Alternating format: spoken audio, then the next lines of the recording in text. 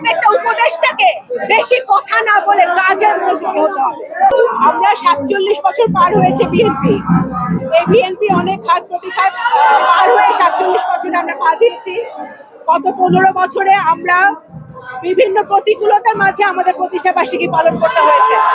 আমাদের হাজার হাজার নেতাকর্মী জেলে ছিল, সেই অবস্থায় ঘুম অবস্থায় আমাদের এই প্রতিষ্ঠা বার্ষিকী পালন করতে হয়েছে।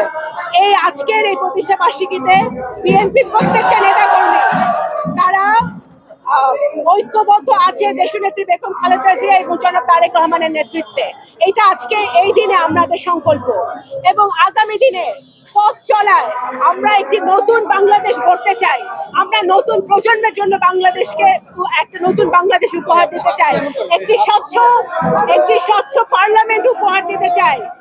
একটি সুন্দর গণতান্ত্রিক ব্যবস্থা বাংলাদেশের মানুষকে উপহার দিতে চাই।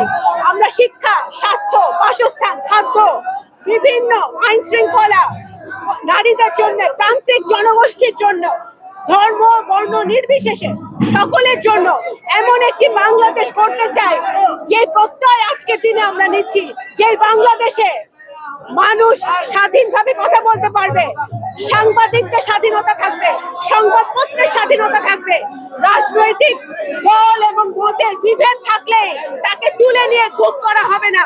আমরা সেই বাংলাদেশ করার সংকল্প আজকে নিচ্ছি। বিভিন্ন বিশ্ববিদ্যালয়ে যেসব ঘটনাগুলো ঘটছে এগুলো আমরা আশা করি না। এটা এই ইন্টারিম সরকারের দুর্বলতা প্রকাশ পায়, তাদের প্রশাসনের দুর্বলতা প্রকাশ পায়। এই প্রশাসনকে আরো শক্তিশালী ভূমিকা পালন করতে হবে এবং এই ইউনিভার্সিটি গুলাতে আমাদের শিক্ষার্থী যারা আছে তাদের দাবি দাওয়াগুলো শিক্ষা মন্ত্রণালয়কে আরো মনোযোগ দিয়ে শুনতে হবে এবং প্রত্যেকটা উপদেষ্টাকে বেশি কথা না বলে কাজে মনোযোগী হতে হবে।